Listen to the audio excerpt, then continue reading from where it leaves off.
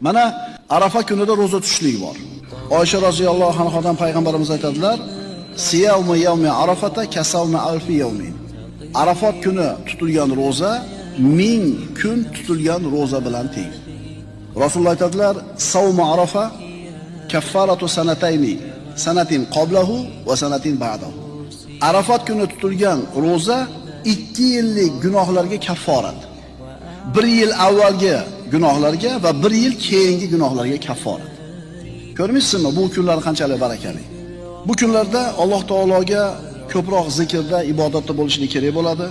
Ma min ayyaminil amalis solih fiha habbu ilallohi ta'ala min hadhihi al-ayyam.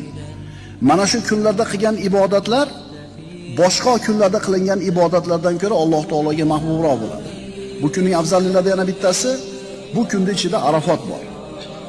Arafat kunlarning eng yaxshisi Arafat kuni.